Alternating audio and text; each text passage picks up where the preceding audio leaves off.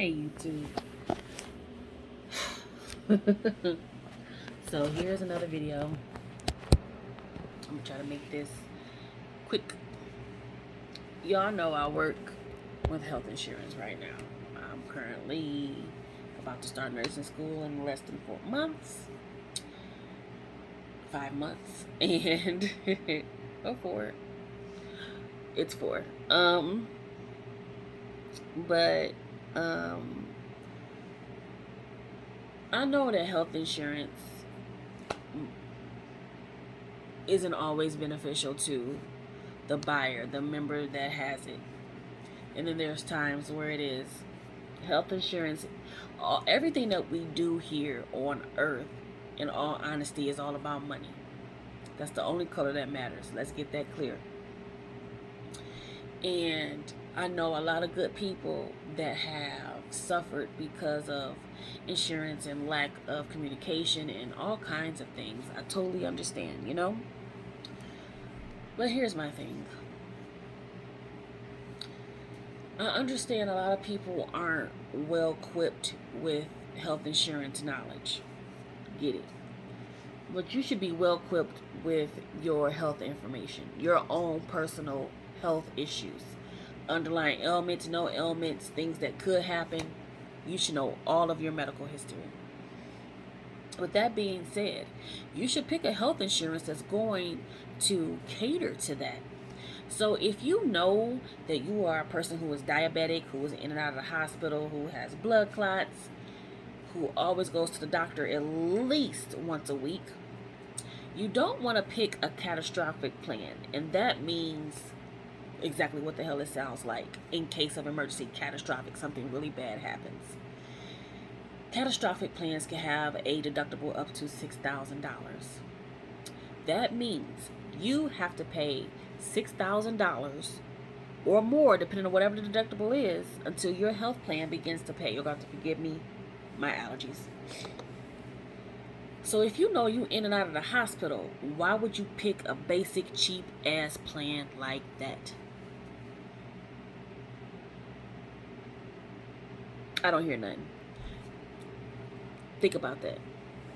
If you know that you are in fairly good health, you do go to the doctor regularly, you work out regularly, you eat right. If you happen to pick a catastrophic plan, that'll be fine. Now, things do happen where, heaven forbid, if you happen to get a car accident or is diagnosed with something, then yeah, you're going to have to go in and out of the hospital. But generally speaking, if you know that you only go for your physicals, your STD checks, if you're a woman, your pap smears, if you're a man, prostate cancer, routine stuff, get that plan. Because what's the point of you having something that is more when you don't use it like that? I get that logic. But once again, shit happens. And I get people that call, and I'm blessed. I know that we're supposed to be in the society where right now we're in the society where a lot of people are like, my job is blessed to have me. My job is blessed to have me. But I am also blessed to have this job. But this shit is getting on my fucking nerves. I'm so sick of this shit. And I'm trying to be patient. And I'm going to continue to be patient. Let me use my words, because words have power. I'm going to continue to be patient. But oh my fucking God, y'all motherfuckers, and when I say y'all, I'm speaking to people that have health insurance and don't understand it and don't sit down to understand it. They just, when they get a bill, they ready just to nut up and go off on the innocent person on the other end that's just minding their business, doing their job, and more than likely does not understand what you have going on. Yeah. So just be, so my thing is, just be mindful of that. I understand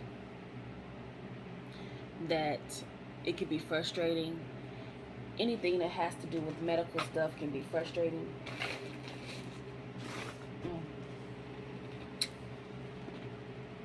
Mm.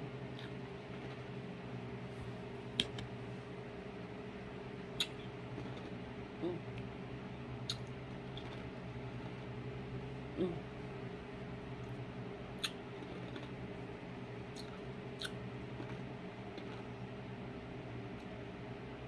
mm. Sorry, y'all, but I had to do that. Calm my nerves. And I get it. I 100% get it. My whole thing is just be mindful. Just be mindful and try to read your freaking benefits. And I know it's so shitty when health insurance companies, like one of my nursing people that I used to look up to, one of a nursing mentor of mine, never met him, but amazing spirit. His name was EB. And if you're in the nursing community, you know who he is, especially if you're a person of color. You definitely know who he is. He had cancer. He was in remission. While in remission, he had to get a donor. I think it was bone marrow cancer. He got the donor, but he was in the process of waiting for his insurance company to approve it. And in the process of waiting, the cancer came back and he could no longer fight it. Ugh, sucks. And he passed. And it's so heartbreaking because if the insurance company just would have went on ahead and approved it as soon as he got his donor, he would still be here with us. And there's a lot of cases like that where we're waiting for someone just to click yes or no, and they end up dying. That's not okay. That's the part of the insurance company that I fucking hate. It's a lot of parts, but that's the main part. No one should lose their life. It shouldn't take long to approve things. Now I understand it's so unfortunate that somebody you never met and you will never meet gets to decide if a life-saving procedure is medically necessary. And it sucks, but it's done every day. You have to meet certain criteria. You have to be on certain medications. You have to have been seen by this. You have to have had this done first. Because I'm guessing from the business aspect, this costs a lot of money, perhaps. And no, it does. So, and sometimes it don't. But my thing is, you can't really put a price on someone's life. But apparently, we do every day. So that's the downfall of insurance. That I don't care for. I do understand it, but I don't care for it, and heaven forbid, I don't, none of my friends, family, or myself, anybody close that I've ever met and touched, ever have to experience that. And I'm gonna make sure to always keep people abreast when it comes to this health insurance game. And that's why I'm really glad that I get to become a nurse, because if I have a patient that's a good patient, and when I say good patient, not saying that like if somebody's just having a bad day. Like my thing is we are working together as a team, because we are a team when it comes to your health care. It's not me telling you what to do. It's you telling me what you need, and I tell you what I can give you and what the recommendations are. And if we're a team, I want to put you on and help you and let you know, like, hey, check to make sure this is covered, because this usually not covered. I'm not going to say, a lot of doctors and a lot of nurses, medical staff, oh yeah, get this, it'll be covered, and they get the procedure and it's not. I always tell people, check with your insurance. And that is the most important thing, so you don't get a surprise bill and you even more stressed out. You're happy that whatever ailment you had has now been fixed or what have you, but now you have this $100,000 bill. Now you're going to have another ailment, depression, stress, that can lead to another sickness. No.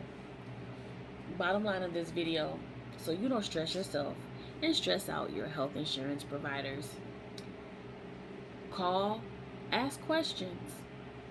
But before you have stuff done, check to make sure it's covered. Just because your doctor says it's covered, or just because your doctor feels that you should have it, unfortunately, the insurance company will disagree or may disagree. So check to make sure you can have things done. This is my rant. Godspeed. Love you all. Have a good one.